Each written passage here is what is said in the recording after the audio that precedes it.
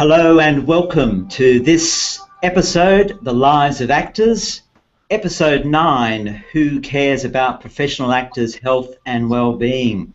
Delighted to have you with us today. My name's Dr. Mark Seton and my guests today are Jane Brody and Laura Rikard. But before we get underway, just to note that if you are following this series, the hashtag is #LivesOfActors. You can follow me on Twitter at Sense Connection. You can follow Jane on Twitter at jbrody845, and you can follow Laura Rikard at Laura Rikard. And if this is your first time with us or any other occasion, you can be involved in the chat today live by typing your message where you see the little thought bubble there. And if you select on the thought bubble, it can give you a choice between chat and ask a question. So if you do actually have a question, can I encourage you to select the ask a question, because that will highlight it on the side panel for us and we'll know that you have a question for us. And I'll certainly be welcoming your typed in questions toward the end of each of our interviews. So for now, I'm going to swap back to myself live, and hello, I'm Mark Seton. First of all, I'd like to welcome Jane. Hello, Jane. Lovely to have you with us. Thank you. It's lovely to be here. And also we have with us Laura.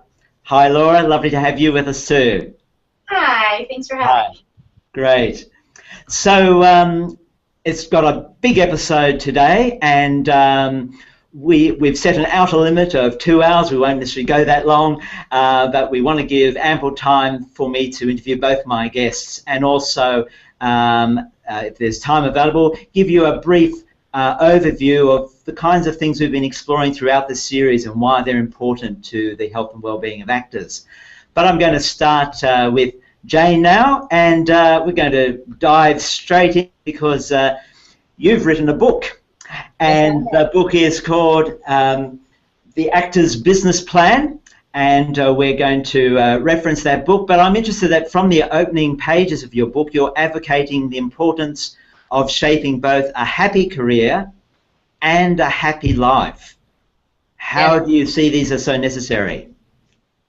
Well, I think that the unpredictability of an actor's life can be unhappy for people unless they have other interests. I think that frequently actors focus only on their art form and become smaller as a result, rather than enlarging their lives through a happy day job, more education, a happy family life, a happy community life. And I think that a happy life feeds into a happy career, and a happy career, of course, feeds into a happy life. But without an actual life in a community as a person who is not just simply an actor, I think that you diminish your ability to work as a human and as an artist. You have to be in your community.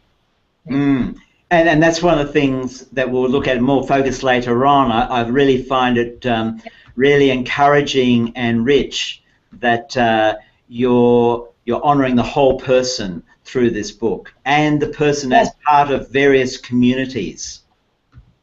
Yes, yes, and also we're all citizens of the theater, regardless of what we're doing there. And I think that the citizenship papers for that need to be filled out, and that doesn't mean that you're simply an actor or simply a writer or simply a director. I think all of us are multi-talented and need to honor those things, as well as the fact that we can live in the regular world with regular civilians, as it were. So you've constructed this book not only as a practical manual for both the student actor and the jobbing actor, but also for teachers of acting. How does your own diverse experience as an actor, agent, and teacher, has it informed the book, the way you've written it? Yes. Oh, goodness. Well, you see, I was always, in some ways, too academic to be a practitioner, and too much of a practitioner to be an academic. And I always thought, why are these two things separate? There's no need for them to be separate. And I had a life that I wanted a big life. I wanted to taste everything and know as much as I could about the theater and film and television and all the aspects of it. And so when I was teaching, I was always acting or I was always directing.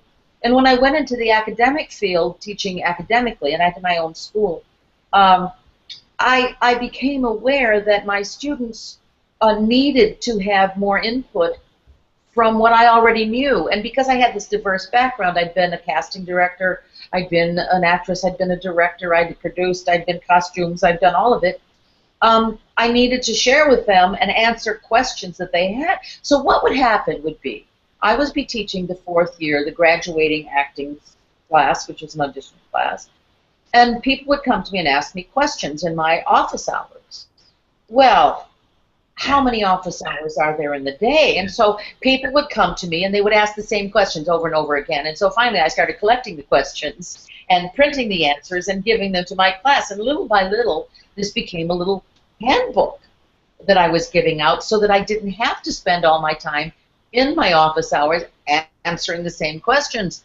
And so I think that my unique skills, because I was a well-known casting director, I knew what it was like to be in a casting room. I knew what was required. I knew what the hierarchies were and how all of it worked. I think I was able to bring that to bear and create it within a syllabus, within a 10-week or 13-week program for myself that didn't interfere with my curriculum and helped me not to have so many office hours. Yeah. That's pretty much what it was. Makes a lot of sense in this age. And I guess what I particularly struck by in the early part of the book is you offer a very salutary caution about the need of both student actors and jobbing actors to evaluate the balance between risks and benefits, that risk-benefit ratio of being an actor in the acting profession. What would you want an actor to consider under these categories of risks and benefits? Well, you know, it's a big question. First of all, the risk that any actor, any person pursuing any art form has is the lack of actual security. We don't have a secure financial arrangement. We are freelancers. And so I think that many people have difficulty dealing with that problem. There are those of us who never cared about security and who it wasn't an important issue for. We had our own security for some unknown reason. And there are other people for whom security is incredibly important. And I think that actors have to look squarely at themselves and say, do I need in my own life so much security that I'm afraid to risk what I need to risk? And are the risks too great for me to take? The other part of this is, what actually are the risks? I think that sometimes actors are so fast in what they want that they feel if they don't get it in a year that they've risked something, whereas any actor will tell you that it takes 5 to 10 to 15 years to have a career, and that you have to risk a certain amount of poverty in order to become a full-fledged member of the acting profession. It is not particularly rewarding financially, and so I think, going back to the original idea, that one has to have a day job that gives you pleasure in order for you not to risk just becoming bitter and old and ugly and insane. I think perhaps I'm overstating the matter. But I think that when you go into it, you have to understand what you're signing up for. You're signing up for genteel poverty. You are not signing up for a great home in some great suburb. And those of us who really want to be in the theater, that's fine with us. That's not a problem. I never needed to be rich or wealthy. Sometimes people do get rich and wealthy, but it's rare. The idea that actors are famous is one of the things that also is the problem. Most of us actors never are famous, and we work all the time. You know, we're, as you said, jobbing actors. It's not a term we use in the United States, but that's the case. You know, we put together a career from a lot of different places. We're not big stars. We're not nobodies. We work. And that is an important one, that we need to risk our financial future. And I think also for women, the idea of having children is you know, how much do I really want children? And if I have them, what am I going to risk? There's all these questions of what are the risks that I'm going to take in order, because I need to act. Yeah, that's great. Laura, I noticed you nodding also around that. That particularly resonate for you around the question of women and acting as a profession and children? Yeah, I think I like the phrase genteel poverty. You choose, as I've gotten older and I have friends from college and stuff who are living in large houses and having large families, and a lot of people who I met through the theater that have walked away from it to have more jobs with more secure financial resources, it never occurred to me to take that choice over a life in the theater. And I very much would have loved to have had 10 children by the time I was 35, because I'm a very nurturing, giving person. But as I started to age, I realized that the choice was being made without me concretely sitting down and saying, I'm choosing a life in the theater over having a large family. It was the subconscious choice because it's what I really wanted. And as I have moved up in years, I've sat back and thought, well, maybe those childbearing years are passing, and that's okay. The world is peopled, because I do love what I do, and I have always been happy and true to myself, and that has taken big sacrifice. But I never made the sacrifice saying, I'm sacrificing something I really wanted for my art. I just kept living in my art, and the choices kind of were made for me. That's really appreciate those thoughts, Laura, on that. Thanks. Jane, anything you'd like to say partly in response to that, perhaps, that resonates for you? I do think because of a woman's career is so frequently marked by her desire to have children or not, and that happens in her most castable financial years in any event. And so it is always a question that is not necessarily put to men, and something that women really have to struggle with. I never wanted children ever. I'd had enough brothers and sisters to last me, and I never felt that we needed more people in the world. But I know a lot of actresses do, and an actress's career is quite different than a male's career because of the kind of writing that's still being done. I don't mean this program to be about that, but it certainly is a question of the archetypal position of women and stereotypical view of men.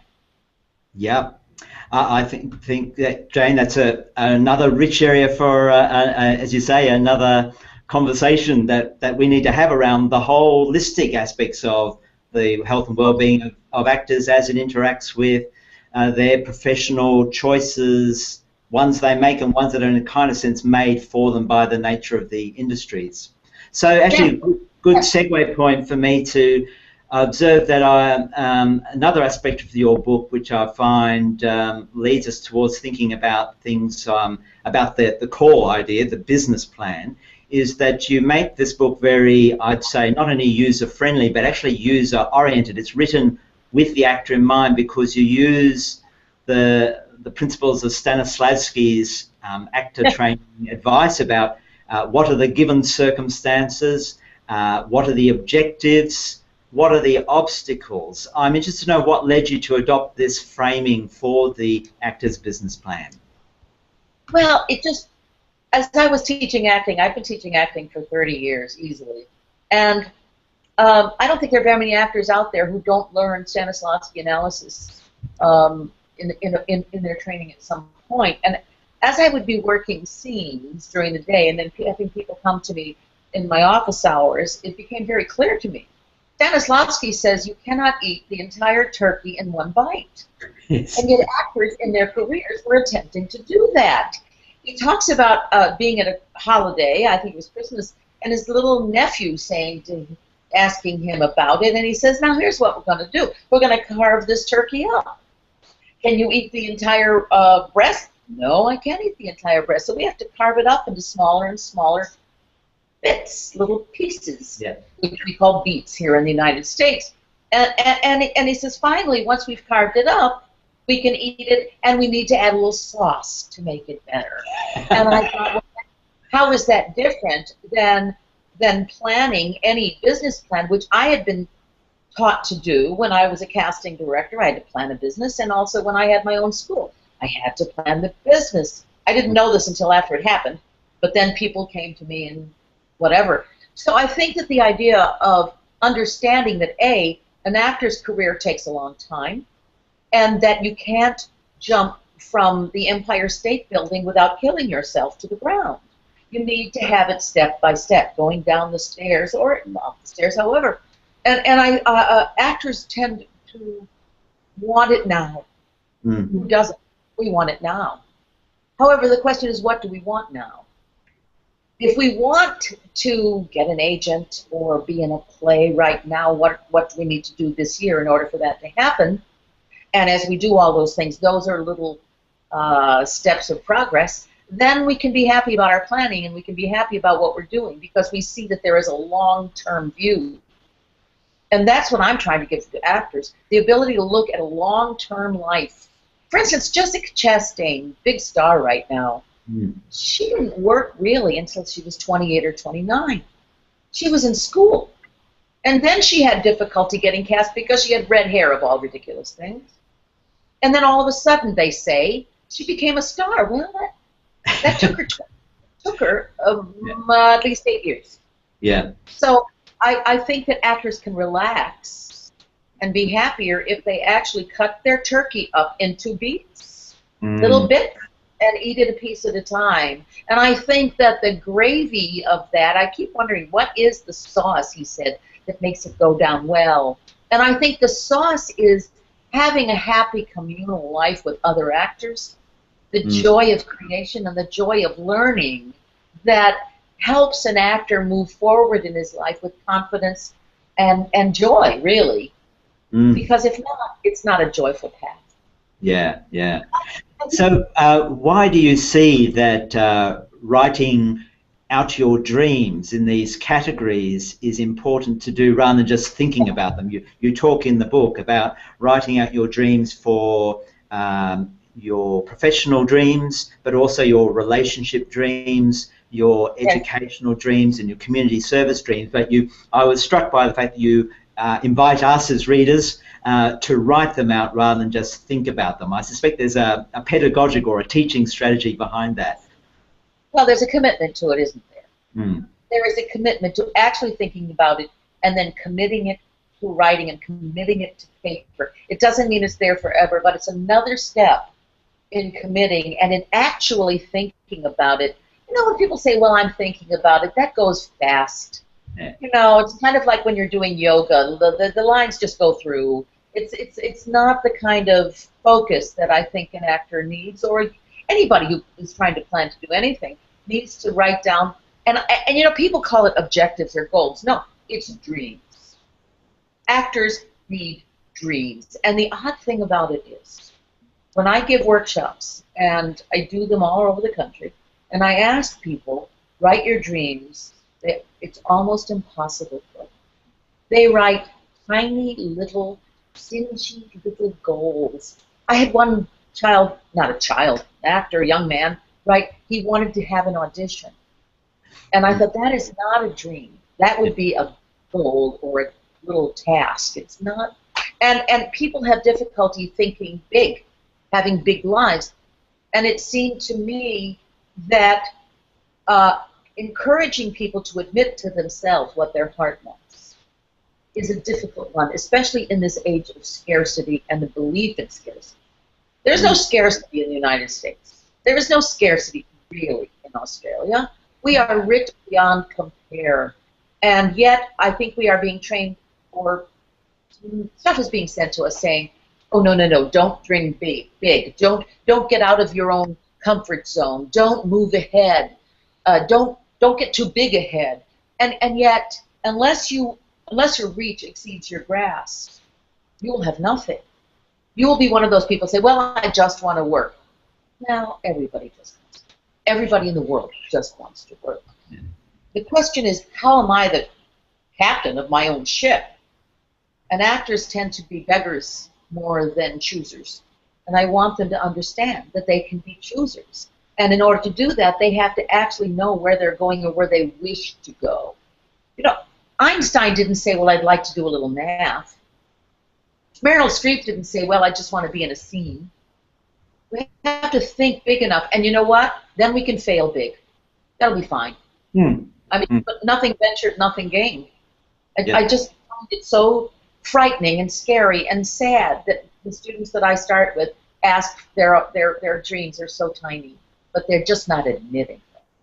Yeah. It's great as we talk about this. It's delightful. We're now having some contributions from our audience. Patty notes that dreams are goals with feet. And I think it's a lovely expression that it's a great image for us to hold on to. Jane, I might bring up one of the images from the book that we might like to talk about. I'll just bring that up on our screens now for everyone. Just a moment. It's Nope, that's it. No, not quite there yet. There we go. Sharing with everyone. All right. I'll just make sure. Oh, yes. Good. So this is from your book, fairly early on in it, and it's picking up on this idea that we have our dreams, but we also need to identify obstacles, and this is some examples. Would you like to say a bit more about how this works within your book proposal? Or the ideas in your book, I should say. The students tend to, when they have a dream, they instantly kill it by finding the obstacle to it. Self-sabotage, negativity is a disease from which we all suffer. And so I make them do the dreams in the week, and then not till a week later, 2 weeks later, do I ask them to look at the obstacles to those dreams, because the obstacles are always present. As I had a teacher, his name was Michael Shurtleff, a very important teacher. And he said the negative is always written. It is for the actor to find the positive. And I think that's true both in acting and in life and in career planning. And so I asked them to look at the obstacles later, because what I asked them to do in the book is to finally choose 1 or 2 dreams in each category to aim for. And the obstacles that they really understand. But I think that's got to come later. Yeah, that's great. And then just progress our next slide. If I just get the right thing happening. There we go. You suggest designing a 5-year plan. Why 5 years? And could you explain how this table might work as in developing such a plan? Well, 5 years is like a 26-pound turkey. You know how big it's going to be and how many people it's going to feed. After that amount, the turkey's too large for you to figure out. 5 years is also, besides the fact that it's very digestible for people, I think it's also legal in the United States. If you're making tax deductions from your profession and you don't make any money after 5 years, it's considered a hobby. So, I mean, there's a lot of reasons why the 5-year understanding is there. I think there are many schools even who plan 5 years. I think we live in 10-year segments, right? We have this idea of 10 years. So 5 years is half. And so that's why I do 5 years. It could be 10 or it could be 7. The 5 years is easier to digest. And I also say to the students when I'm working with them, you know, it may be that you put that in your 7-year plan, but we don't have to worry about that right now. 5 is sufficient. Right. And then this next diagram, I think, very powerfully shows us how we might start to map those 5 years. You suggested that this is a document that they should print out and revise and amend over time. Why is that important? Well, one of the things that is key to this is most people don't know where they're starting. They don't actually know how much money they owe, what their budget is, what the potential is in this time period.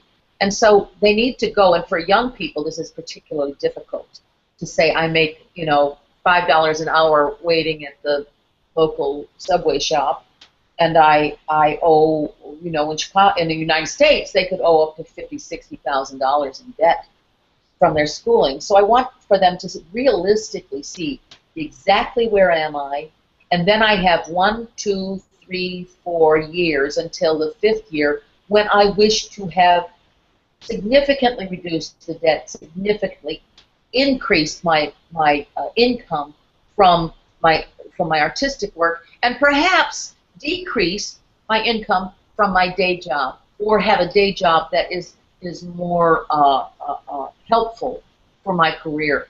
So this is the most important part, as far as I'm concerned, of the 5-year plan, because then you can cut it up into smaller bits. Yes, and that's a good point. Probably I'll come back to our live screen here at this point. I noted around this section of your book, you talk about ways in which you might discern what is the right sequence of bits or beats to achieve these various outcomes. Yes. I wonder if you might say a bit, what do you think is some of the wisdom around discerning, because you describe one that seems logical but is actually not a wise way of progressing towards a goal. Right. Well, it finally comes down to the logic of taking and analyzing a scene. This beat must happen for this beat to happen. And actors need to be, if they don't know it now, they need to understand that in order to have the scene end in a certain way, it has to begin in a certain way. Now, in terms of the particulars, like in 5 years, I want to be on a television situation comedy. So in my first year or my 2nd year when I'm getting out, I probably will need to work on some improvisation, because I've studied the people that are on situation comedies, and I've found that 50 or 60% of them have that kind of background. I probably need to get my union cards, my SAG card at least, because that is needed for that kind of work. I should know the people who are in the business that is really doing the research that you might do on a role. The same kind of research of given circumstances, and then moving from one to the next. Or I suggest moving from the top to the bottom. If I start, if I'm here and I have a sitcom, how did I get there? When do I move to the place where I'm more likely to get one? What year? Where am I going to get the money to move? That goes over to the financial life. What kind of job can I get that will help me to move? If I need to move to Los Angeles so I can be on a sitcom, when is the best year for me to move?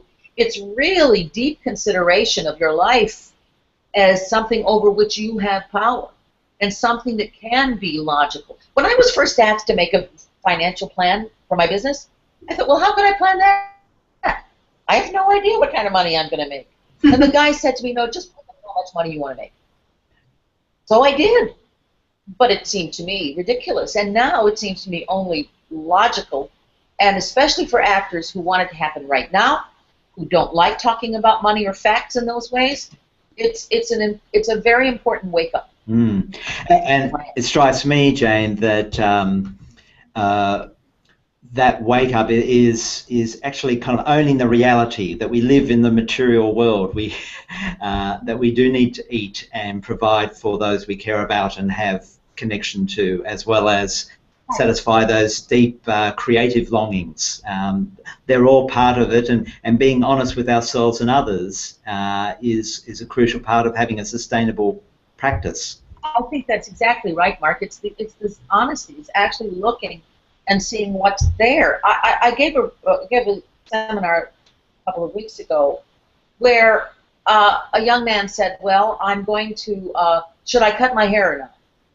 And I said, well, I don't know if you should cut your hair. It depends. You're limiting your casting by having long hair, but perhaps you wish to limit your casting. Perhaps your long hair is more important to you than being cast in certain roles. That's for you to decide, not for me. You take control over your own integrity, your own life. And that's very frightening for a lot of people. They want to find a way to fit into the slots. And I say, well, be a star, not a slot. Yes, Laura, I'm sorry. Yeah. Jane, I might just take us to distinction between... Laura was... Oh, sorry? Oh. No, a distinction between that you invite people when they're preparing their 5-year plan to begin with all the positives first and all the visionary aspects first before they start to name and address the obstacles in each of those categories. What's the particular reasoning to start with the positive before looking at the obstacles? Well, once again, I think that we tend to be negative in our particular life. Mm-hmm. We tend to see the difficulties, and part of it, I think, is probably because we're frightened. I think the essential motive for everyone at all times is fear. And so I'm afraid to want what I want because if I don't get it, I'll be hurt. Yep. And so I look at the obstacle in order to protect myself rather than risking, in the risk-benefit ratio kind of idea, rather than risking my own perhaps disappointment.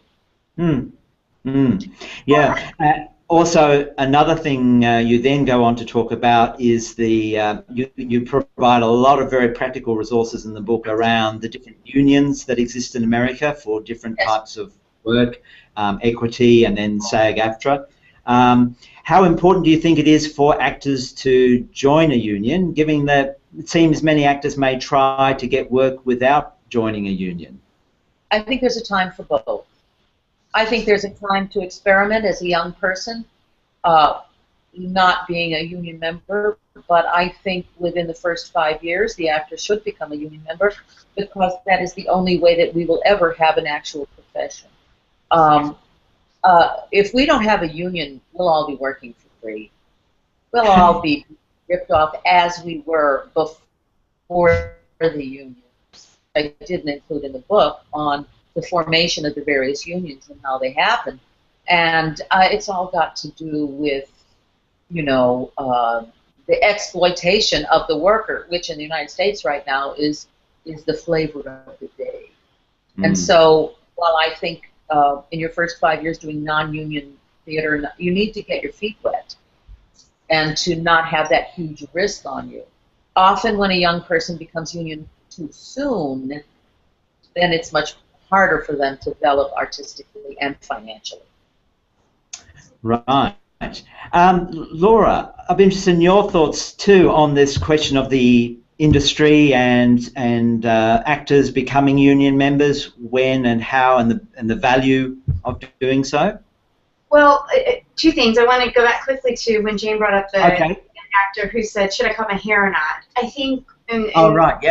We'll talk. I think a lot of, especially young actors, come into the industry looking for the industry to take care of them, and they don't understand how much their own self-care and their own decisions about themselves actually that they are able to control how the industry will react to them if they take control of who they are. And they're so busy because they are hungry, wanting to please the industry.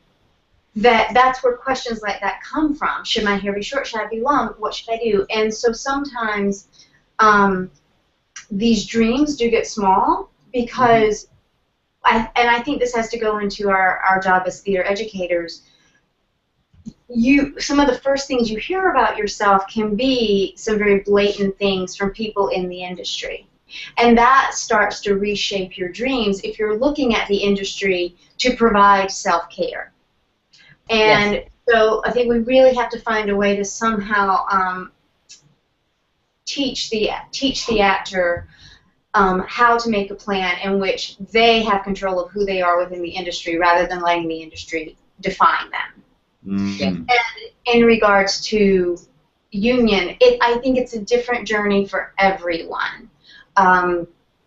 Some people may get an equity contract right away and a national tour with a musical, and they have to join, and then they tour for 2 years with that musical, and then they may not be able to get cast again later. Sometimes, especially right now, for a lot of women in this industry, if you want to do summer regional work in your 30s, it's great to not be equity. At the same time, you've got to have a union somewhere. So when you join the union, it can be tricky, particularly, I think, AEA over SAG or the theater union or the film union. But you do have to get that union card to be established and to be professional. And a lot of self-care resources come from the unions, which is important. Yes. Yeah, so you just kind of have to balance that out. You don't want to be at a place where you got your equity really early and now no one wants to hire you because there's plenty of interns that are going to come in and take those smaller roles. It really is, again, you have to sit back, you have to assess it, you have to talk to people in the business who can give you a fair assessment, and then you have to make that choice. And so there is no right or wrong time to join the union. It really depends on your particular journey as an actor. Yes. Thanks for those thoughts, Laura. That's great. Jane, anything else you might like to add around this? Yeah. Yes. First of all, I completely agree with Laura because each actor is most castable at a particular time in their life. I've known a lot of young actresses who are really not going to bloom until they were 40. I've known a lot of young actors get into the game quick. And I'm sorry, I use actresses. I'm old-fashioned, I should say actors. But a lot of male actors who probably should get in the game early because they're going to lose their hair and need to make that transition. There's a lot of questions around that. The other thing is your integrity. For me, the whole thing is about integrity, about what am I willing to do, not what slot can I fit in. And you can't, the industry is going to try to put you in a slot. And you have to know how far you will go in that slot. Do I get my nose fixed because everyone is telling me to, as Jennifer Grey did? Or do I get it fixed and not get it fixed, as Barbara Streisand did? Do I go blonde or not? I think all of those things are up to the individual in terms of who am I? When am I giving my soul away? I don't think it's necessarily when you get your hair cut. But it might be when you get your nose done or when you get new teeth or whatever. I think that you cannot be a whore for the industry, frankly. I hate to say it that way, but I know a lot of actors say, I'll do anything. Well, that's not probably it. That's not where your internal stardom is. Not that yeah. Okay. I think both for you, Jane and Laura, it's so great to have you both on this series of The Lives of Actors, because these are the kinds of things that I find have been appearing regularly through our season of discussions with various practitioners and scholars describing and naming these key things. And just last week I was speaking about the importance of having a sense of perspective about you in relation to other stakeholders, other parts of the industry, that you are no better or worse than them. You are just separate from them and need to know what you want to do with your life in relation to those other parties. So that's great to hear all that being talked about. Jane, also in the book, I'm going to bring up some more of the great diagrams I found really useful, where you offer a series of hierarchies when you're considering actually very relevant to this topic, the question of power and who has control in particular dynamics. So we've got these three diagrams which I'm now just sharing with everyone. Perhaps you might like to talk us through how each of these diagrams captures the hierarchy.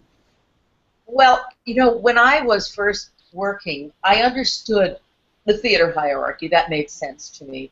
At the time, there weren't really casting directors. There were only directors.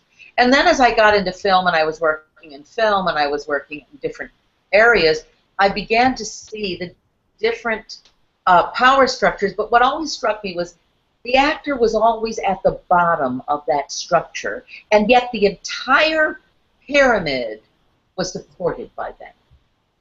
Without the actor, none of those people above had a job. And that really has always impressed me as to how the actor can maintain any sense of his own power when the world is structured on his or her talent, and yet he or she is the last person to be paid or approached. So I put this in as a note of warning to the actor to realize that they are at the apex and get at the bottom. Nice, yes. So this is the one for stage casting. Is there anything in particular you'd like to say about the stage one before I progress to the next one? Well, only that of all those people, the artistic director and the producing directors always get the most money, and they are in their offices. Not that I don't like them or anything. It's just the director gets paid a lot. The casting director gets paid a little. The agent gets 10%, and the actor gets his $600 or $800 a week. And that's I don't like it. The way it is. We have to understand that that's the way it is. You know, it's not going to change. This is the one for film and television? Yes. In film and television, this is very interesting to me. It used to be slightly different. The actor actually has, once they have some sort of name, a little more power.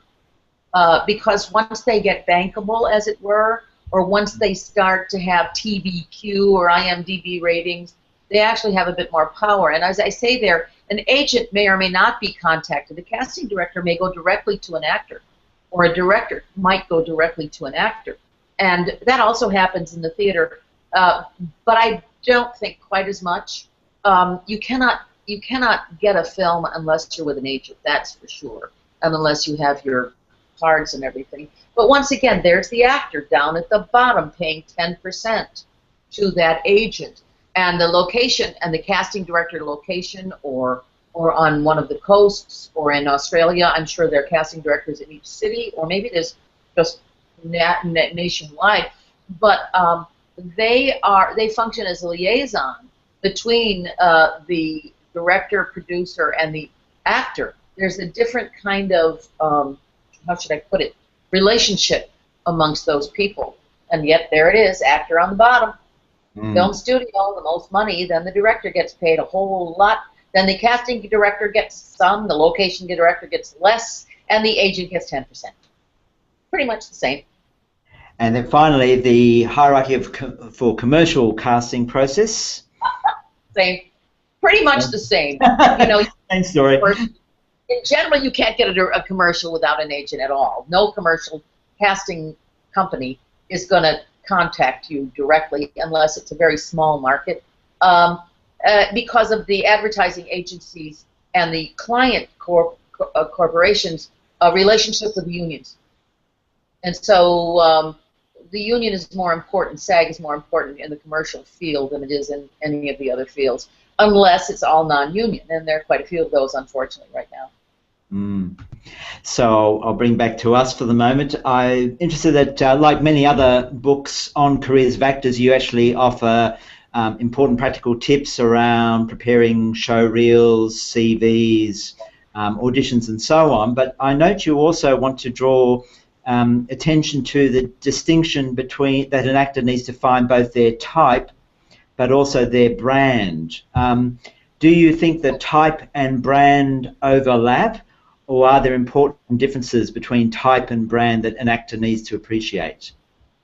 Actually, I don't. I think a type is how an individual person might see you. An individual casting director may see you as one type, and another individual casting director may see you as completely other type. So type is essentially a limiting stereotype. Brand is the same as Coca-Cola, which also has Sprite and Orange Pop and all different other kinds, and it implies that you have a more universal brand based on kind of your, not how you look necessarily, your general approach to the world. So my brand would be, and I'm a little short, cute girl, right? Look, I'm 70, I'm still short and cute. On the other hand, I've always been the oldest sister. I've always been kind of bossy. I've always been in charge.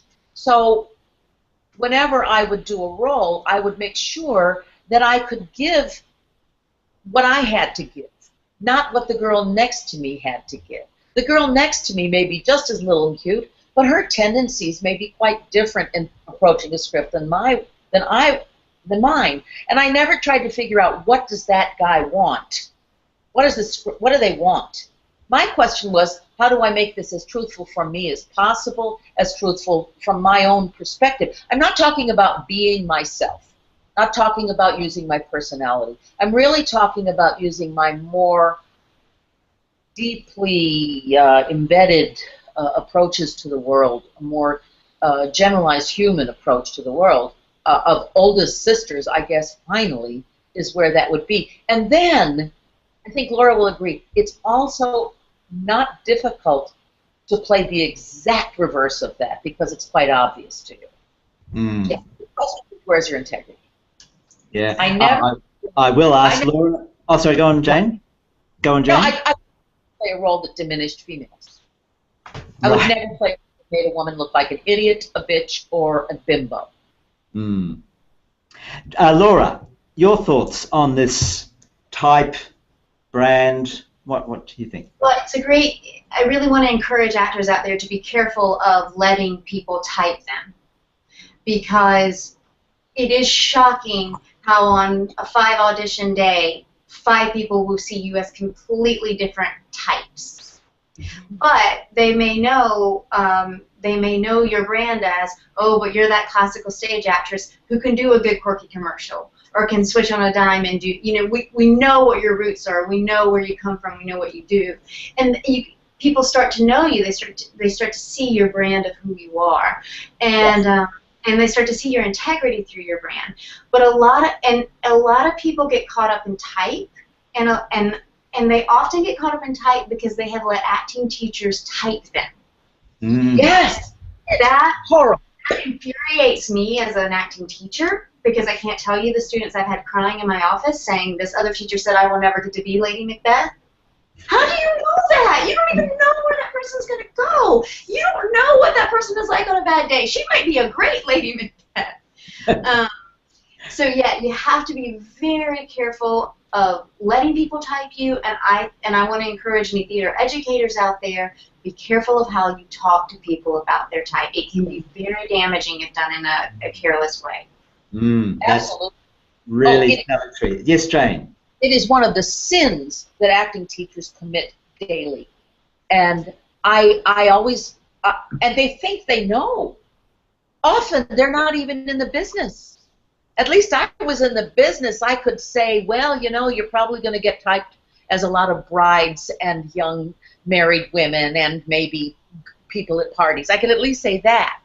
But I have had colleagues who would literally say to people, you'll never play anything but children, or things of which they had no real knowledge.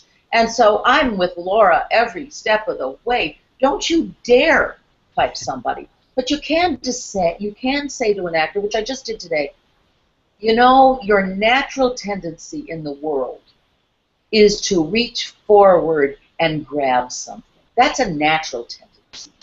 Let's find a monologue where that grab is, rather than let's find a monologue where you have to experience the death of your father. I mean, there are certain things that we put out just in the gestalt of our being that I think lend themselves to brand, not type. Type is so based on how you look, too. I mean, that's ridiculous. And so people's personal... Sorry, yeah. Laura? Yeah. People's, a director, a casting director's personal reaction to you. If you happen to look like their ex-wife that they hated, well, the only type they see you as isn't very good, and there's nothing you can do about that. It can be visceral type sometimes. Yes, yeah. True. Yeah, and my researcher, even back at the audition process, is often, and that's why it's so important in auditions that you have more than one person in the room, because we all bring baggage, we all bring expectations, what we think we see in another person based on our own ability to perceive, and we all have blind spots. And so in my doctoral research, I documented the conversations between two auditioning people, and one would say, oh, I see X, and the other person says, I don't see that, aren't you imposing that on them? And that's a classic example of how we misrecognize things in other people. So we do need those checks and balances. And as the person being auditioned, being seen, we need to be aware that that dynamic is happening as well. Yes. So it's really good. Sorry, what was that again? You have no control over their perception. None. No, that's right. Yeah. But you can do the action rather than try to be the character, and perhaps. Yes, indeed. Yes. That will happen. Yeah. Jane, finally, I just want to look at one concluding part in your finale of your book, which I'll just bring up to share with everyone. Wow. So we'll just bring that slide up.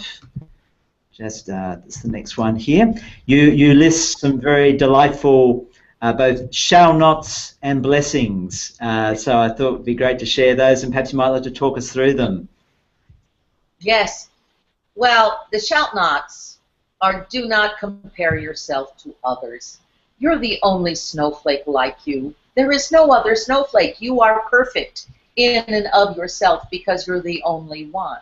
So that's, I think, a very important issue for any actor to deal with. Do not compete. Well, you can't really compete. Actors say it's oh so competitive. No, it's not. You do your best and you walk off the set. I mean, the idea that actors compete with one another from a casting director's perspective is totally loony.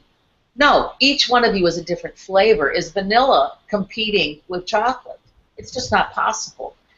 Do not use others in the business. Oh, this happens. It happened to me when I was in Los Angeles.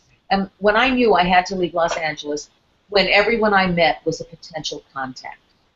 I didn't want to know anything about them except how could they get me to the top of the audition ladder. I became this horrible person, or I was going to, and luckily I knew that that was poisonous, and yet so many actors in Los Angeles, particularly, are guilty of this. They don't have friends anymore, and of course, never stop training.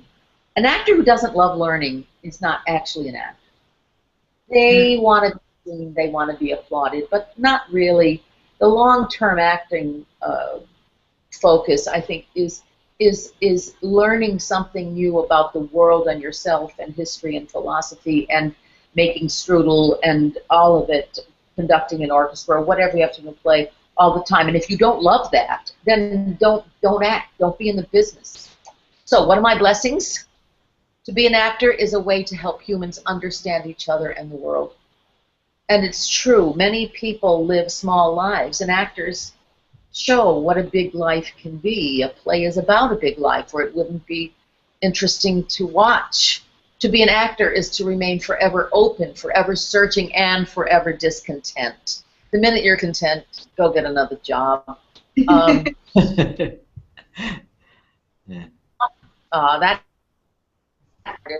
be an actor is a journey of investigation into worlds and peoples that you would never be able to take in any other life pursuit. To be an actor is to be deeply and fully human, if you do it right. Actors are constantly growing spiritually and psychologically. Spiritually, I think it is a spiritual pursuit as far as I'm concerned. And once an actor understands that, new humility and a new courage comes into their lives when they realize that I'm allowed to have as many lives as I want and yet go home to my cat, whatever you go home to. Warning, be aware of becoming the center of your own world. Because actors deal with the idea of scarcity and the idea of it's luck, or the idea of, well, somebody likes me or somebody doesn't like me, and that's all that matters. They become the center of their own world. They become narcissists. Narcissism is rampant. But I don't think it's who you are. I think it's what happens when you're frightened. And because of the jealousies and angers that you will undoubtedly encounter, you can become so small and so self-centered. The other warning, and I don't know if it's on the page or not, is actors are the greatest self-saboteurs that have ever existed in the world. If there is a way to sabotage themselves psychologically, physically, emotionally, financially, they will do that. I have no idea why. It comes with the territory. But when I was casting, actors would regularly come into my office, and the interns would run in and say, this actor's acting really weird. And I would say, well, yeah, he's an actor. And the actor would have big fits in the lobby because their agent didn't give them the right script, or because they wore an apron when they really were supposed to be a businessman, or any kind of thing that would really finally make them feel as if there was possibility of control in the world, and that they somehow could control the world if everything worked the way they wanted it to work, as opposed to accepting the fact that the world of show business in particular is completely chaotic and unpredictable, and all you can do is do your work. And so that's, I guess, my final parting words. Gee, it sounds like a downer, doesn't it? I ended it. Well, I'm sure we can we lift them because we need to be aware of those things. But I'd be interested, Laura, I think you'd like to offer some observation on those points that were made as well. I think her final point is actually a great point to bring up, and is a great segue into a lot of my work, because a lot of the self-saboteuring behavior that she speaks of comes out of actors finding a way to self-medicate the disappointment a lot. Yeah. Or living, or having not learned how to have joy in just maybe that one play you got to do this year, or you know, when you're not getting to live in your art every day, but you're having to figure out how to survive. A lot of times, actors, they don't have healthy self-care in certain aspects of their life, even though they may have the ins and outs of the industry down. Personal self-care they have somehow avoided, and that in itself is what can cause people to create things that make them, you know. Yeah. Yes, absolutely. Good mental hygiene. That's what I've always said. Have good mental hygiene, please. Yeah. But I love the final points there, and I'm definitely going to be recommending your book. And That's a lovely segue, Laura, for me to now make this accessible to everyone to consider placing an order for the book. So I've now just put up on display on your right-hand side of your screen, if you're watching now, the Career Guide for the Acting Life, The Actor's Business Plan, a Career Guide for the Acting Life by Jane Drake Brody. And you'll see at the bottom of the display page there, there's an orangey browny button that you can click, and that will take you to a linking page where you can place an order for this book. And while I leave that on display, if there are particular questions that you might like to type in, this would be a great time for you to type in any questions you have. I'll leave that offer up at the moment. I've already got a request about access to websites for Jane and for Laura. I've already accessed one here. I'll just make a cut and paste while we're seeing if there are any other questions. Just a sec. So this is one for Laura's link. And for Jane, is there any particular place that they should be sent for you? Oh, I don't know. Joyce knows. Joyce. I think it's greatbrody.com. I'll try that. Yeah, I might just try that now while we're seeing if there are any other questions. Oh, here they come. Right. It's just the actorsbusinessplan.com. Ah, right. Okay, well, that's a good point then. So the actorsbusinessplan.com. Yeah. So we'll see if there are any other questions or comments, people, as they've been listening to this very delightful and rich description, conversation around an actor's business plan and all the background work that Jane, you brought to it. And it's been great to have your insights and reflections, Laura, along this part of the conversation so far. So just seeing if there's anything else we have, any questions. None at this point, but that's okay. If there's things that come up later in our conversation, perhaps as I talk now with Laura, feel free to type those in and we'll find an appropriate spot. So I'll just, for the moment, acknowledge Jane. Fantastic to talk with you in such depth about a really great book, which I'm really delighted that I heard you are launching, and I trust that people are considering making a purchase of that book, and we'll be certainly promoting it through our website series as it appears on our display page. So I'll just bring that off for the moment, and we can always bring it up later. So I'm over to you now, Laura. Hi. Was delighted that you made contact with me because of a self-care program that you are teaching students. You are currently a visiting professor, assistant professor at Brown University. You're teaching a 4-year, I believe, liberal arts curriculum, and currently in the past you've also taught in both conservatoire programs and liberal arts programs. And I believe you introduced this self-care to your student actors. Why did you start developing this? What was your motivation to do this kind of thing? Well, I realized that it had always sort of been in my syllabus with certain guidelines as to, be on time to class, be clean, be hydrated. Like, these were all things I would always include in my syllabi.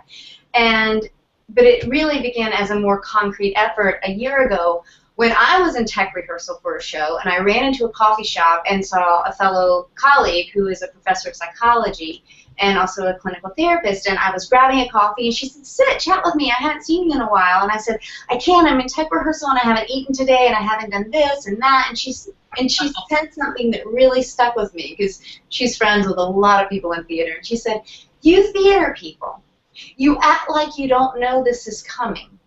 Why don't you make a better plan to take care of yourself? You get a rehearsal schedule. You know what these days are like. Why don't you make a plan for self-care?" Wow. And it stuck with me. And I started thinking about when I had made mistakes or when my behavior hadn't always been the best it had been as an actor or a director or even as an educator. And it was always when I had lost time for self-care because I didn't plan my time accordingly. And it's because no one in all the wonderful, wonderful teachers I have had through the years approached that aspect of how important that is to my craft.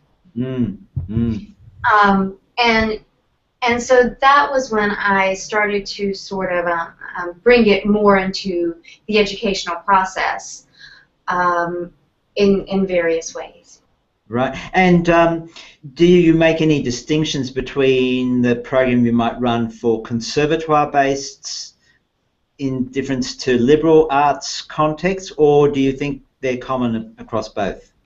I think they're common across both because the average student is typically, whether they're in a conservatory-based program or whether they're in the liberal arts, students are hungry and active, especially a theater major, and they're all overcommitted. So it's really more about organizing that time, whether it's because you're in your humanities courses or whether you're in a more performance courses during the week.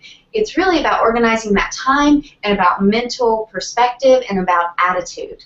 Yes. I would like to say something, Mark, yes. because I think we just really, really an important part of this.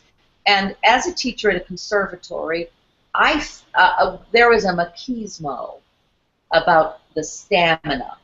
There is a machismo about how much I'm doing, and a lack of self-care that is almost institutionalized as, well, that's the way it is. Wow. And Laura is so right about this. I would always talk to my students, my grad students, about, well, what are you going to do about this scene when you're in tech? And I would try to make my syllabus work so if they were in tech, they wouldn't have a big thing to do in my class.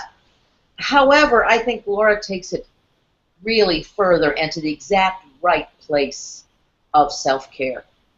Yeah, I agree, totally. Yeah, great. Laura, we've already got a question. I think it might be appropriate to bring it into the conversation, though we will look specifically at your acronym shortly around tender loving care. But we've got a question about the specifics for self-care, so which we'll address, I think, with the TLC model that we'll be sharing. But you did mention time management, and I think is there something you'd like to say at this point, maybe a bit more about time management as one aspect of that care? Really get into the finite details. Like, when are you going to make your food for the week? I had a student who was a personal trainer who said to me, every Sunday I don't go to the gym. I make every meal, I make every snack, and I label it off for the week. And then he showed me a picture of his refrigerator and how organized it was. I thought every actor should do that.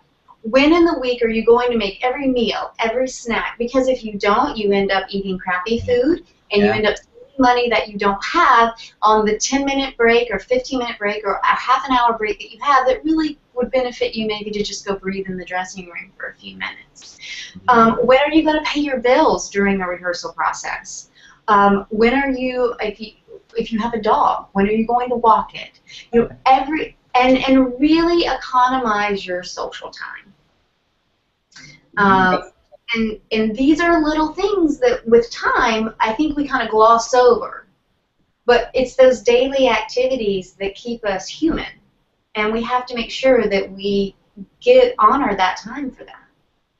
And that's lovely, Laura. If I could add something, I'm noting just in a class I was teaching of actors yesterday, one of the themes that came up was that they are going online for tips about recipes and not just diet for a health practice, but also the time to make healthy, appropriate food. So I must say it was something I had not been tracking in my own area of research until it was brought to my attention by my students yesterday. So it's very exciting to hear you describing that specific detail that you need to address to manage your energy and your resources. Our students would often bring slow cookers. Yeah. There were quite a few around the school of slow cookers, and there would be one guy in the class who always made soup, or one they would bond together rather than everybody doing all their own food. They would bond and decide, well, we're all going to have pea soup that night, or whatever they're going to have, and that was very helpful, I think. Yeah. Yeah. So, Laura, what I might do now is I might bring up this delightful series of acronyms around tender, loving care. So I'll just find that on our slides here and share that with everyone. And make sure I get it all working properly. Right, so we're now looking at the first page, which has the word tender. Would you like to take us through each of these terms and how you use them in your teaching? Sure. Tender is this particular word. I sort of focus it more around kind of the practicalities that you need to think of. First of all, time, which we've discussed. And efficiently schedule each day, each month. The process. When are you going to take time out of your life outside of rehearsal to work on your lines? Or if you're training because you're playing a boxer, when is that fitting into your life outside of rehearsal? And other daily activities that you need to be a person that has nothing to do with the process or rehearsal. Do you need 5 minutes to read the paper, or an hour for a book each day, or to go for a walk? You schedule that out and be efficient. If when you're not in rehearsal you do a 2-hour run every other day, well, maybe during the rehearsal process that needs to go to an hour. Especially time around technical rehearsals. Really sit down and be realistic about life during that time. Don't be afraid. Don't be afraid to say no to friends and family. It can be, and people who, especially people who maybe don't have loved ones that understand the life of a theater artist. Will you always say no because you're in rehearsal? Yes, that's my job right now. You always say no when you go to the bank each day. You know, if I wanted to hang out in 9 to 5 hours. So don't be afraid to say no to people, and don't let people make you feel guilty for being protective of your time. Defend, and that kind of feeds into the D, defend. Defend your time, be precious about your hours, and people will want to judge you for it. And sometimes I think people are jealous of people who are good about defending their time. Let them be, and treat them with a smile. Be healthy and exercise. I think that's obvious. And rest. Find out what rest means to you. Find out how many hours you need to sleep to make sure that you're not getting sick and that you can stick to your plan. It's really important that we sleep. Otherwise, we start to go crazy. Yeah, absolutely. Then our next slide, I'll just progress that. This is the word loving.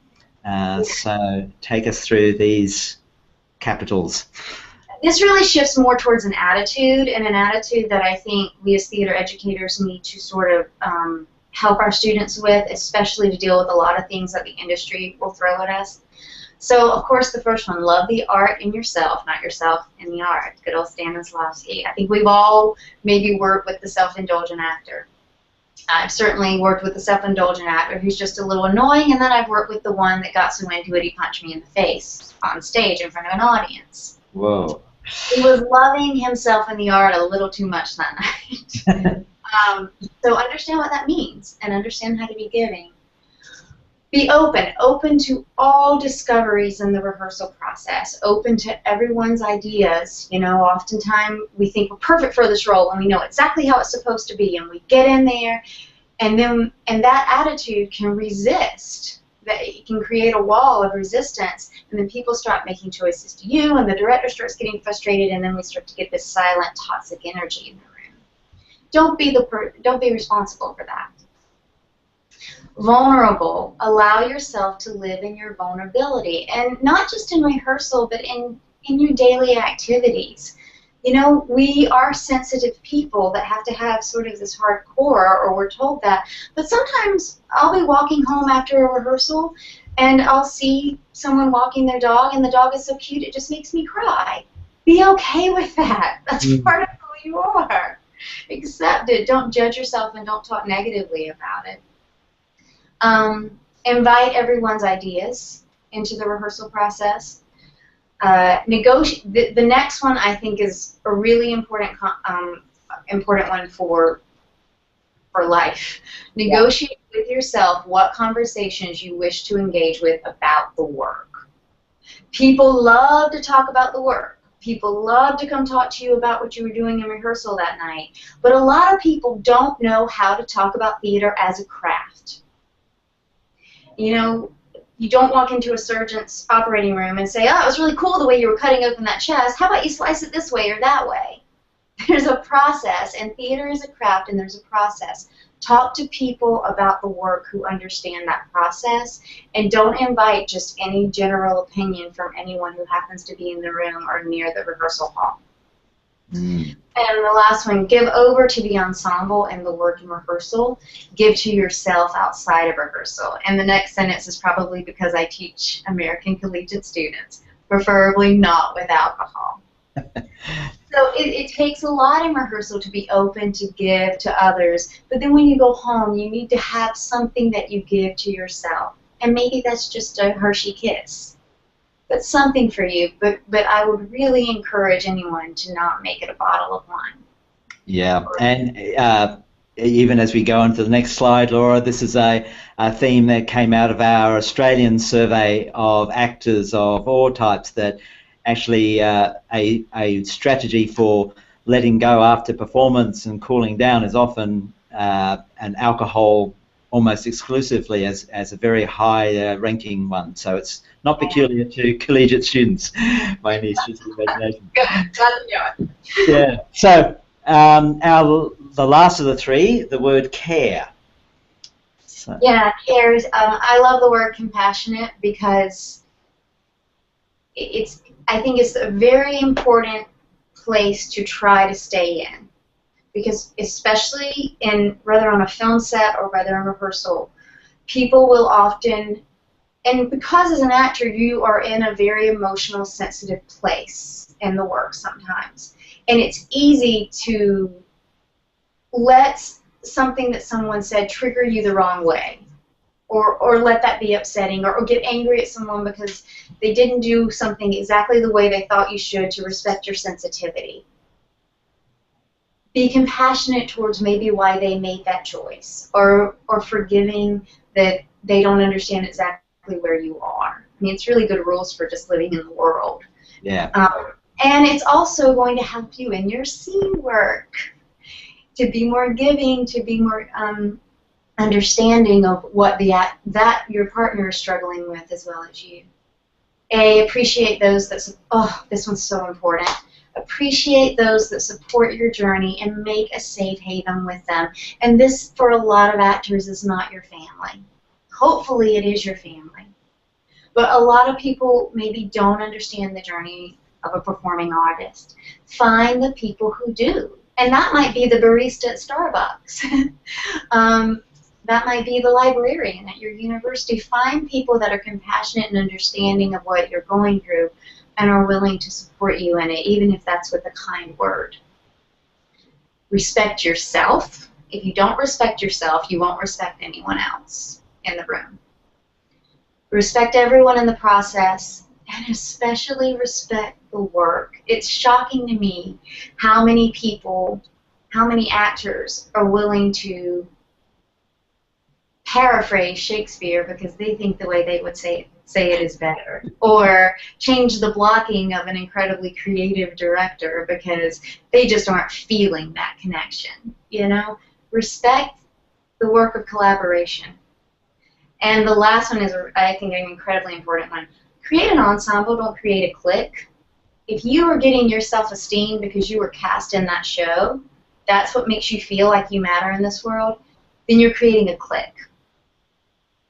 If you are a group of actors who go out afterwards every night for an ice cream, and there's that one actor who doesn't want to join you, and the group starts to ostracize that actor, you are a clique. You are not an ensemble. An ensemble is a group of people that comes into a space to create something harmoniously together. And I fear a lot of directors enjoy creating cliques. And then you added some endnotes you shared with me, which were around the some other golden rules and priorities. Perhaps we might just talk through these last ones. Yeah, I'll be quick. Do not gossip. Gossiping is fun, gossiping is easy, and it's easy to be negative, and it's easy to complain, and it will kill your career, and no one will want to work with you. And it's so damaging to the work. Horribly damaging to the work. I don't want to go in and do a scene with you if I just found out that you were saying something bad about me out in the hallway. That makes it very hard to be open to you now. Prioritize your self-care. Find a safe haven to process the work, and do not vent your frustration. Find a safe to process the work and to vent your frustrations, but this is not the rehearsal room, green room, or dressing room. Actors are passionate people, and we have to find a place to get out some what are negative feelings. Try to do that with people who are not involved with the work, who you also know can keep your secrets, and don't bring it in. For me, the rehearsal room, the green room, and the dressing room are just as sacred as the theater space itself, and that toxic energy does not belong there. Stay hydrated, of course. Be physically clean. I have had to have that very uncomfortable conversation with an actor. To say, you know, this is a touchy-feely piece, and it might be, maybe you want to just take a shower before the show, so, you know, it'd be fun. It's a very uncomfortable conversation now. And lastly, forgive, forgive, forgive. Because we're in our most sensitive state when we're open and vulnerable and digging in. You know, because our job is to play people that are in their most uncomfortable moments of their lives. That's our job as actors. To get comfortable being completely uncomfortable. And the body becomes very sensitive. And it's easy to say, I don't like the way you spoke to me, or I'm going to hold a grudge, or I'm never going to work with that person again. We're all passionate in the room, and sometimes we make mistakes. I'm not saying forgive intolerable behavior or something that's blatantly inappropriate, but I am saying try to, I think it's much better if you try to deal with issues through kindness and compassion than always flying off the handle or being, you know, immediately defensive. Because if that's your attitude constantly, oh boy, you're just not, I don't think you're going to last very long in this profession, because People mess up all the time. Because we're human beings at the heart of it, and in fact, most stories that we want to tell as performers are about being human. So I don't know whether stories there are. Yes, even the alien ones are really about human beings. Because we want to create a safe haven. So. Sorry, what was that, Laura? Because we want the process to be a safe haven to explore. Yeah. And if you've got someone in the room who is having a negative attitude towards that, it will never be safe in the room. Yeah, and safety is crucial to vulnerability as well. So, yeah. Laura, this is really appreciate your willingness to share, and just also to acknowledge that we've, for all those watching this, we have acknowledged in copyright that this is owned by Laura Rikard, that she's developed this program. So when you do share it in your teaching program, please acknowledge her work in developing this. I'm sure she'll appreciate that. Developed, and feel free to also email me suggestions. The next stage is to actually talk about a couple more practical things that aren't on there. Yeah. Great. Oh, terrific. So I'd like to know, though, as you present this to students, my experience is sometimes students feel that they're invincible or they're different, that they don't need to follow these guidelines. I wonder how you deal with such attitudes to counsel them towards this more sustainable practice. Well, when I'm directing and auditioning students for, a show, you can see it in the audition if they feel that they're above this or beyond this. You can see it in the work. So it's pretty easy to weed out those people in casting. In a classroom setting, I present this very early on and sort of explain that, performance class is a rigorous class, and if you can't be here, if you can't take care of yourself, you're just not going to succeed in the projects. And usually people who aren't open to this will choose not to take the class. If you have people who do feel like they're invincible, typically what will happen is they start to put their fellow classmates in danger. And then you have to separate them and say, I'm sorry, I'm going to have to give you solo projects. Or they're not dependable. And I have for me, I encourage what I call a tattle policy. If people aren't coming to rehearse their scenes and do the work, let me know immediately. And I make it very clear that if you're not doing the work, then you have to be removed, and we'll find solo projects for you. But you will not be allowed to do any more team or ensemble projects. And that's the best way I have found to combat it. And typically the students who adhere to this do the best work.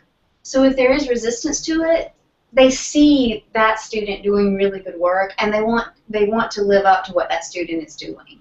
And you'll see that they befriend that student, and it's just so fascinating to see how the influence starts to happen and the behavior starts to change. That's terrific. Laura, how would you like to see these practices of self-care might be circulated more widely in higher education sector, in actor training programs? Yeah, go on. No, go ahead, finish your question. Oh, and I also wondered, not just in higher education, to me these are values we need in the workplace. Is there a role for unions to start to provide advocacy for such values?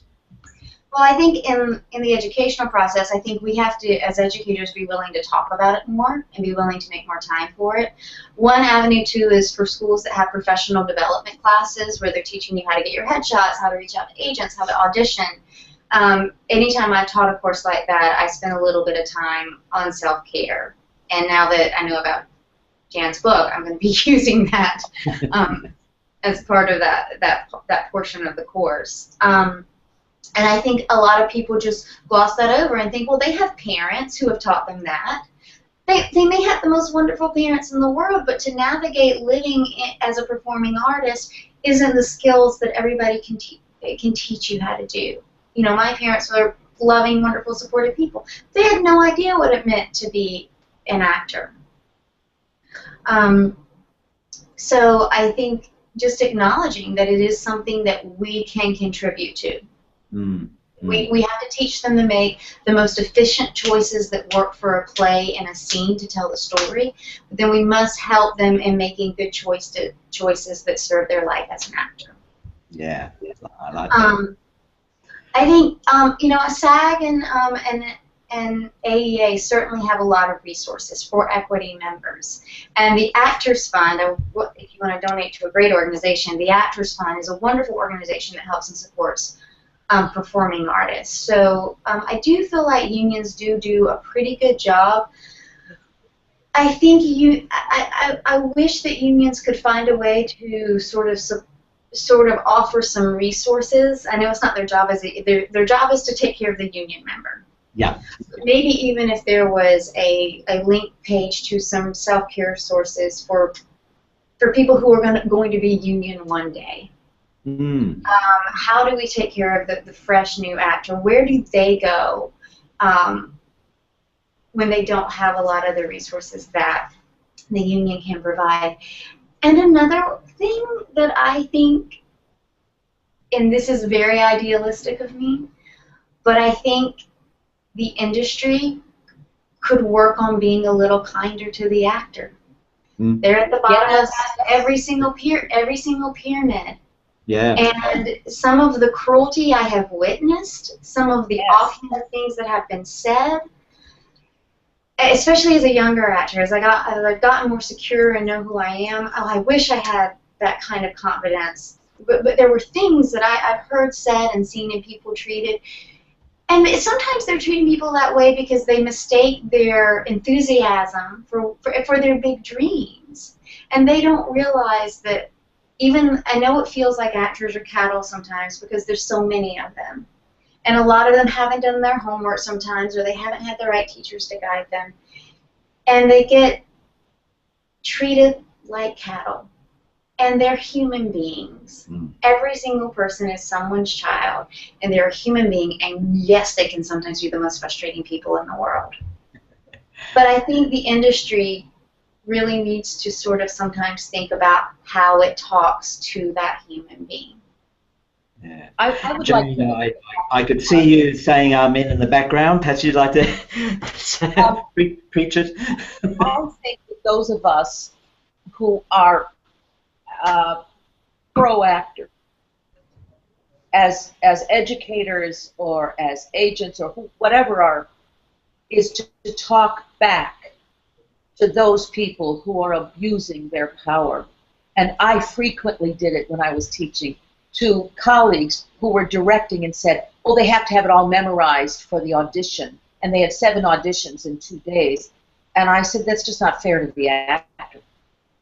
You're asking them to do way more than you should require them to do, even in the profession.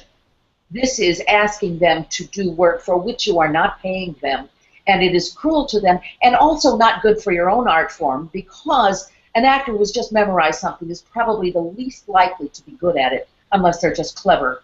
I have talked to casting directors about why are you running a session the way you're running it when there is an actually more actor-friendly way to do it, and you would be more successful if you did it in this way. I have talked to agents who I thought have been cruel to actors, and I think it's just having the guts to stand up and say, no, you will not do this, and being okay with that. I don't mind being controversial, and I think that those of us, especially us elders, need to say to the youngers, no, you cannot ask any more of this poor actor who is working for free coming to your audition, working for free for you, to be completely off book for the entire play, or any of those absurd requests that are made, and for the directors, in particular directors, to learn to talk to actors in a respectful and collaborative way. Right now in America, they are trained hierarchically that they are the boss. Well, they're not in the best ways of actually working.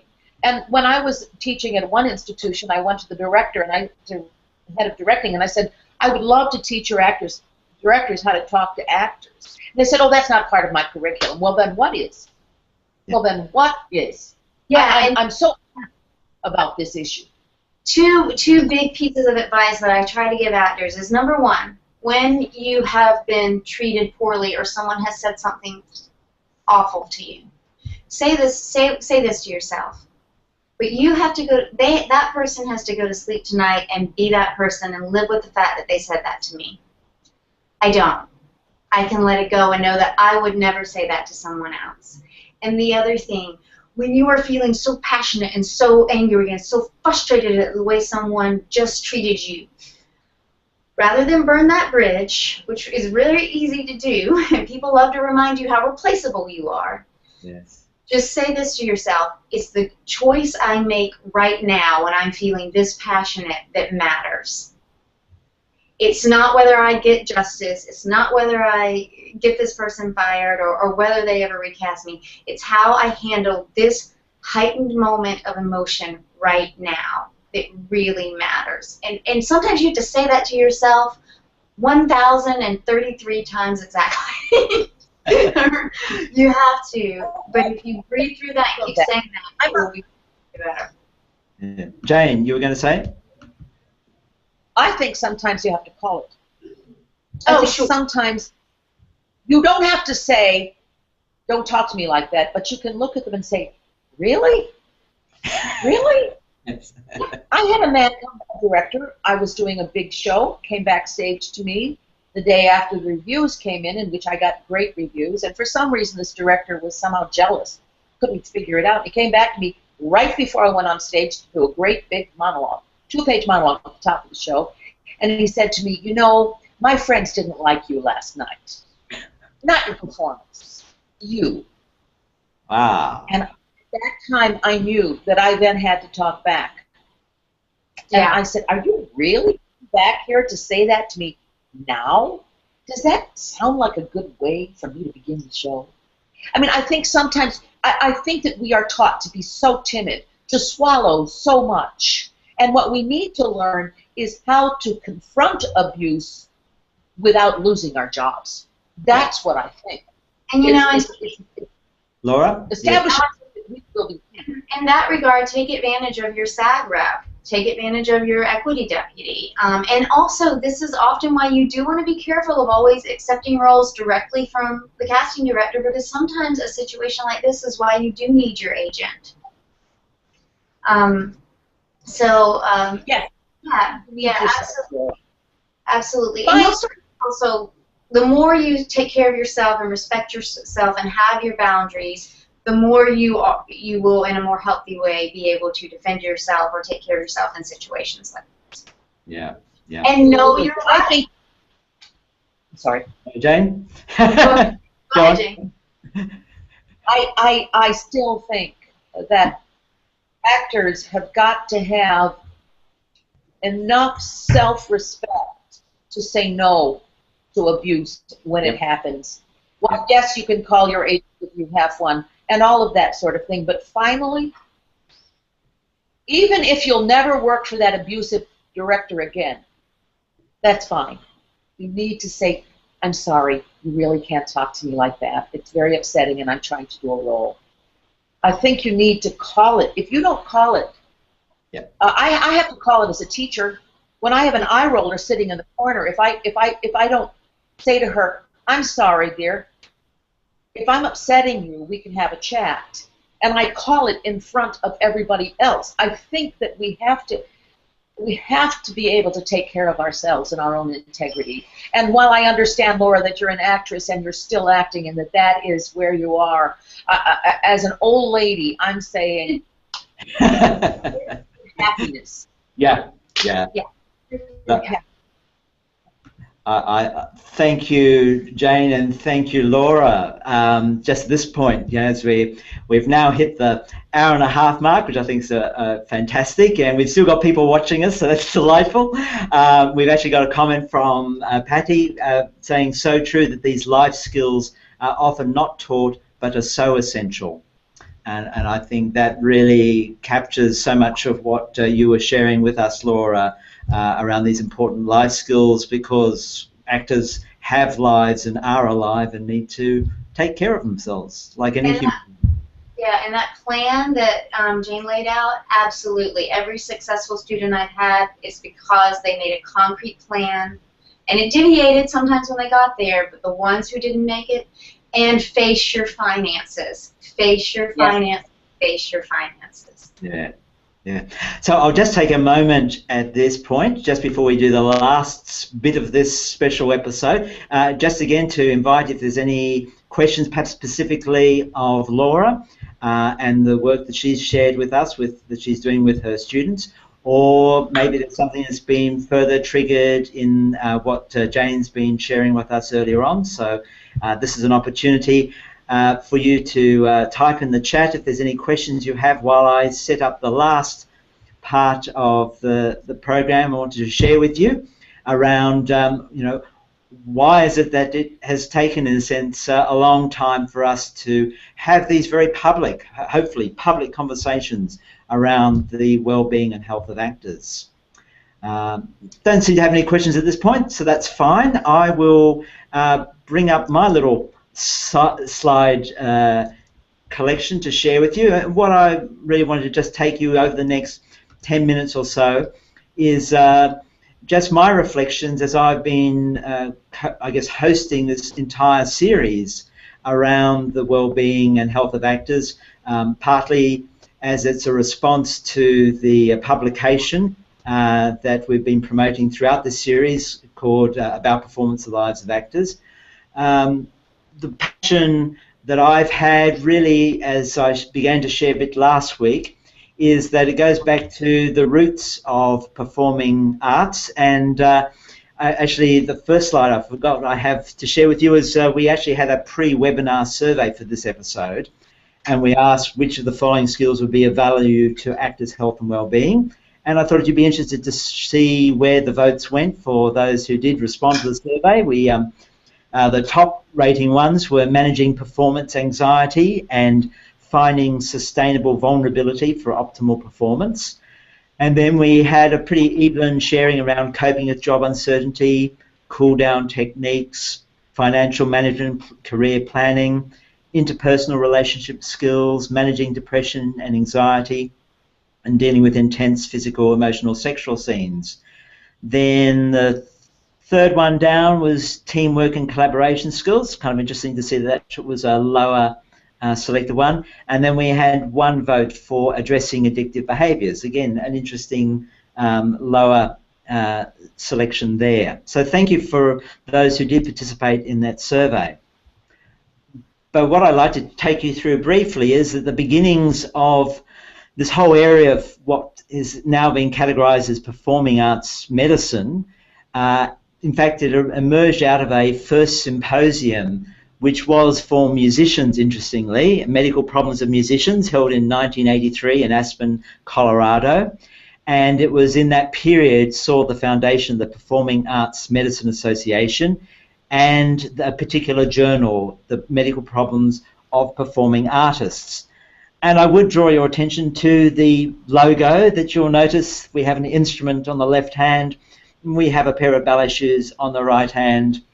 We don't seem to have any representation of actors in this diagram, even though it says it's dedicated to the health of performing artists. So that struck me as odd, and I'll explore why that's happened. Because initially it was a medical organisation limited to physicians, and then it expanded in its early days to include all types of health professionals, and then invited performers, educators and administrators in both music and dance.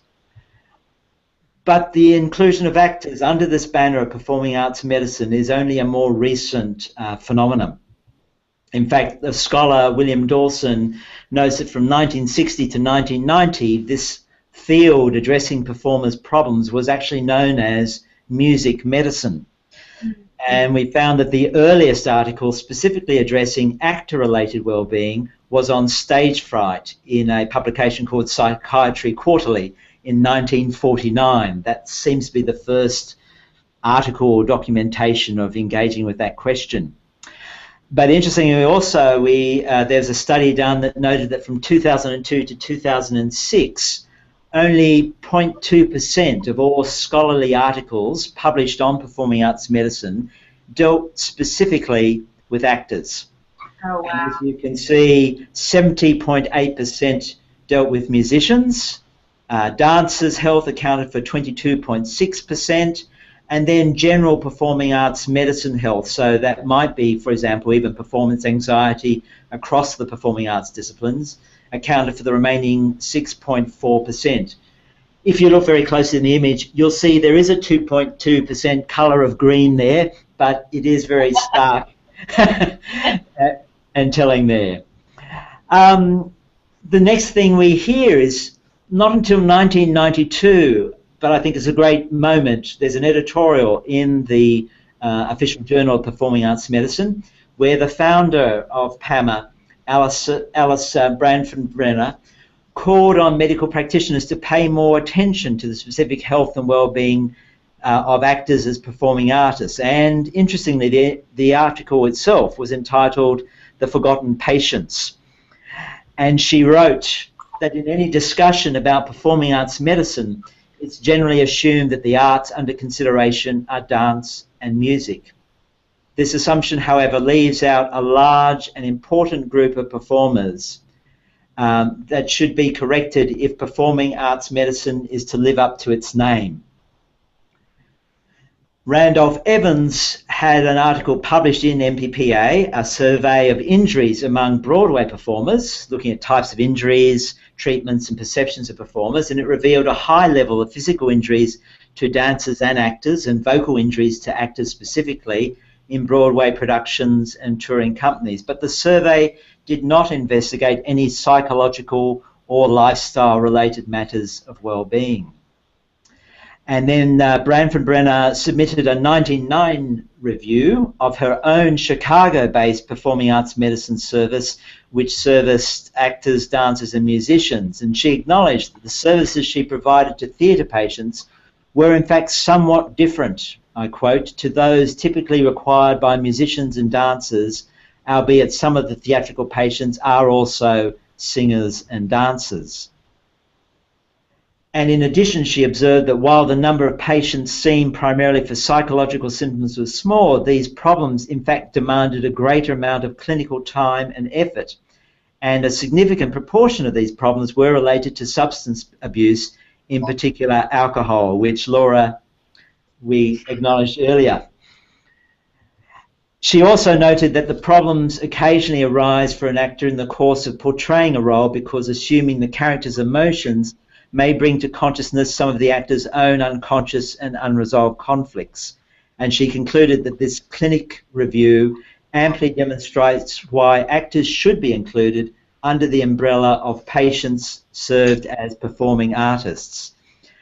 However, even since that article, only 5 scholarly articles and 1 interview with an actor dealing with actors' health and well-being have appeared in that supposed industry-leading journal on the medical problems of performing artists. But aside from that, there have been a handful of articles and unpublished dissertations. One I've got here, Richard Owen Geer, noted a 1973 study by psychiatrist Janice Rule, who raised concerns that actors may not always be able to healthily debrief from the roles they play.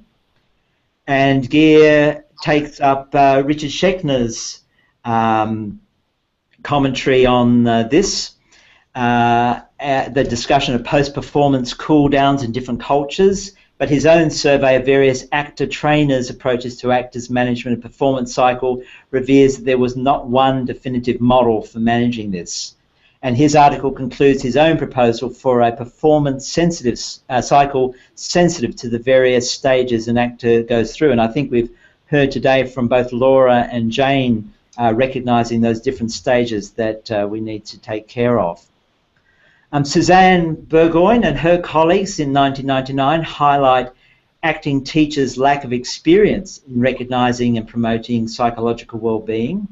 She interviewed a limited sample of 5 students rather than established working actors, responding to a broad question about whether or not their acting experience had had a significant impact on their lives, and if so, what that impact had been. And the study found that in the context of an inside-out approach to actor training, actors may use strategies for connecting emotionally with their characters that in interaction with other conditions, such as their background, potentially result in the blurring of role self-boundaries. And she acknowledged that further research was required to identify the particular conditions that might influence whether the consequences are positive or negative, both with regard to the degree of role self-blurring and also the actor's ability to control that process. And of course, those of you who maybe have watched earlier episodes of the series will remember my interview with Dr. Cheryl McFarren and her 2003 thesis, where she interrogated the wisdom and ethics of training techniques that intentionally enable actors consciously or unconsciously to tap into trauma as a resource for the development and enactment of character. And she also notes that actor teachers are neither trained nor necessarily equipped to recognise these things of hyperarousal and dissociative responses in students, nor are they sometimes able to help process traumatic experiences so these do not leave a harmful residue. And she called upon acting teachers to establish appropriate safeguards in the classroom should a student with a history of trauma become inadvertently triggered by acting exercises in order to support the mental health and well-being of those in training. So that leads us to other health-related organisations around the world. We have the British Association for Performing Arts Medicine, which is the equivalent, in a sense, of PAMA in the UK. Here in Australia, from where I am, we have the Australian Society for Performing Arts Healthcare. And as I shared with you last week, we certainly made sure that we engage with actors from the word go. And then, as Laura mentioned, the marvellous work of the Actors Benevolent Fund Actors Fund in the States. There's an equivalent body in the UK and one in Australia. These bodies also are all making a great contribution to considering what we're doing about actors' health and well-being. Of course, equity and SAG-AFTRA in different parts of the world, the different structures, but these organisations, not surprisingly, are primarily focused on employability and workplace health and safety, including issues of bullying and harassment in the workplace. So I think I'm really hopeful that we have ongoing conversations and perhaps growing partnerships, both those bodies involved with performing arts healthcare and those bodies concerned with the other practical aspects of the actor's lifestyle. And then in my research into are there others out there doing things, I just want to acknowledge the work of Douglas Eby and his website, The Creative Mind, and another website, The Inner Actor, looking at the personal side of performing. My research colleague Paul Moore, who's currently in the Northern Ireland, his research on actor training outcomes after graduation. Scholar Thalia Goldstein, scholars Paula Thompson and Victoria Jacques, and their research into actors' well-being. And then there are people like Emmanuelle Chollet, her book on A Balancing Act, where she is offering a particular approach to holistic acting and energy work and acting techniques and post-performance stress.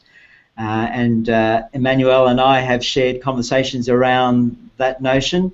And in recent times, Betsy Politan, in her book, The Actor's Secret, she draws upon her experience as an Alexander technique practitioner and her experience with somatic experiencing. And she's written a book that is about engaging some of those issues. And in Canada, Danielle, I won't attempt to pronounce her surname, but Danielle has conducted a national qualitative survey of 20 professional actors and the stresses they experience across stage and screen production. In the UK last year, a small-scale study collection of data about mental health and stress and distress in the entertainment industry. My own Churchill Fellowship back in 2009, where I went to the UK and studied what was on offer in terms of holistic healthcare for actors in training and in the workplace. And then in this year, as you see, the About Performance, Lives of Actor publication, which I'll be giving you a link to shortly, and a more recent study also in Australia, but not just looking at actors, but looking at all persons in the entertainment industry, including the technicians as well. And they've just released that report, so we'll be interested to see where that contributes to this broad question. So the resources that I draw your attention to now, that I'm very pleased to share with you, of course, is the Lives of Actor webinar series, of which you are part of episode 9. And we've got 8 episodes that are now available for replay so that you can access those webinars. And coming soon, I'll be offering an introduction to my Resilient Vulnerability program with a practical 5-session online program. So that's my take on what's been happening, and I'm just going to bring myself back to the room and see if there are any questions. I'm thanking you for listening patiently to me as I share those things. I don't know if Jane or Laura, you may have a question or a comment around that big picture that I've shared with everyone around this history of performing arts healthcare, and particularly the actor. Right. I think there needs to be a lot more done. The studies are so small, and I also think that we actors need to realize that while we are sensitive, we're not special little lambs, and I don't want us to think of ourselves in that way. I get worried when we think of ourselves as just too vulnerable for life or things like that. We are essentially human beings, and I think that what Laura is saying about take care of yourself is really the right way to go, because the idea that somehow we're special can hurt a lot of people. I also think that this idea of working inside out or outside out in is perhaps a result of some really bad acting teaching that focuses on emotion as opposed to action. And when the focus is on emotion, yes, I think it can be very harmful. But emotion is a state that is only there to incite action. It is not there to be sat in or to be wallowed in like a child in dirty diapers. It is an incentive to action in our lives, and it is not a permanent state. And I think actors sometimes harm themselves by seeking emotion, by working very hard for emotion as opposed to telling the story. And in terms of training, I think the safest training is to focus on action and understanding that emotion is a transient state. I'd also like to say something, if I may. I know it's late, but a lot of actors talk to me about the rejection in the business. Yes. And how psychologically difficult it is. And I just thought today, when I was thinking about this interview, that as a casting director, I had Stephen Colbert and Stephen Carell sitting in my casting office, and they were always there together because they were Carell and then Colbert. So they always were in the same. I brought people in alphabetically, and they were always there. And I had taped them for a big network doing some comedy. I was doing network comedy for the pilot season one year. And Stephen came in several times to read for various sitcoms or whatever, and they never were cast. And about a month and a half later, I got a call from the person in charge of this casting who had hired me to do this search, and she said, "I didn't get to see your tape. I was on vacation. Was there anybody funny on the tape?" And of course, I thought the person was a jerk. On the other hand, Stephen and Stephen may have gone home thinking that they didn't do well. Which was absolutely not the case. It was the case that the business is chaotic and random. And any attempt to control that aspect of it and to feel rejected is really absurd. I brought in Kate Walsh, a very important American television actress right now, to read for Cat on a Hot Tin Roof for a little theater in Kentucky. And she didn't get the role. I saw the person that got the role, and she was horrendous. Did Kate Walsh think boy, I'm no good. I must not be any good. They rejected me. She may have. And I want actors to understand that the vagaries of casting are outside of their control. Their job is to show some truth in their behavior that day and leave it. They're not auditioning for a role. They're auditioning for a career. And little by little, things will happen for them if they work with integrity and truth and humility and courage. And that's where I wanted to leave this discussion myself. Thank you, Jane. And Laura, just perhaps some final comments, thoughts from you. Actually, I have a question for you, if I may, because it was one question that was in the room, just to ask, will you be writing your ideas in book form? I think that's a nice... Yes, I will be. And right. If that person wants to publish it, they can email me. I suspect it may not be published, but they can contact you directly through the website, and but we'll say watch this space, and if I get the chance to do some more webinars in the future, I'd love to have you again with that. So, but just as we wrap up now, because I'm very conscious we want to wrap up in a few minutes, any last thing you'd like to add? Bravo to everything that was just said, and I agree that there hasn't been enough done either. But I think it's very, very important for actors to understand that their mental health is their responsibility first. And everyone can be supportive, and I certainly, as an acting teacher, go out of my way to have skills that I can, but we are not therapists. No. Your director is not a therapist. Right.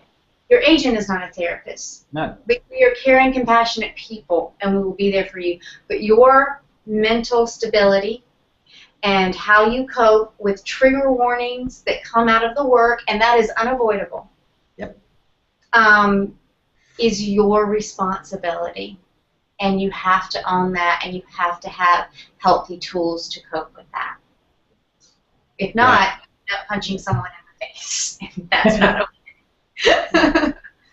Thank you so much, Laura, and also thank you, Jane. Both of you for your time, for this long time. I really appreciate all that you've shared, and you're willing to be together for this duration. So just before I sign off, I'll just take this time to say thank you, Jane, and thank you, Laura. Thank you. Thank you so much. Thank you for your work. Thank you. And so just as I end up, I just want to make these last two offers in case you haven't seen them in the past. One is, of course, the book that's been the foundation for this whole webinar series, The Lives of Actors. So there are in that book 10 chapters investigating the working lives and well-being of professional actors, and you can click on where it says order your copy with a double P this time. I need a proofreader.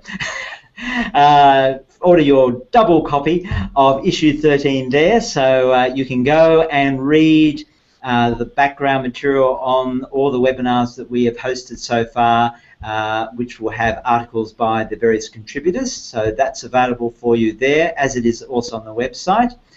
And the other thing I did mention, which I'll just bring up before we close off, is that I will soon be launching a training series from my program Resilient Vulnerability that I spoke of at length last week's webisode, and I'm offering an optimal performance ecosystem for actors. So it's a 5-session online program that dismantles 5 myths that I believe threaten an actor's health and well-being. And in fact, as a kind of spoiler, some of those myths we've already talked about today, but I'll leave you to read more about that. If you click on that button there, it will take you to my website. You can read more about that program, and you can email me if you'd like to be on a special pre-launch mailing list at a special price for that online program. So I'd like to make that offer to you as well as being participants in this webisode. So now it's time for me to say thank you, and thank you to all of you, particularly those who I've noticed have stayed on for the whole 2 hours. We really appreciate your loyalty to us. I'm going to now end this broadcast by bringing up our closing slide, because we actually do have 2 more episodes coming up, one next week with Dr. Ann Pender. You may recall we weren't able to interview her a few weeks back, but now she will be available. She's a lot well now, and she'll be sharing about looking back on the lives of actors and their biographies and what lessons could be learned from speaking with those actors as they look back on their careers. And then we'll have a final episode which will be also picking up on one of the other interviews that we weren't able to do earlier in the series. But for now, I will bring up our closing slide and say thank you to you all. Take care. Keep sharing and promoting the health and well-being of actors. And till next time, bye from me for now.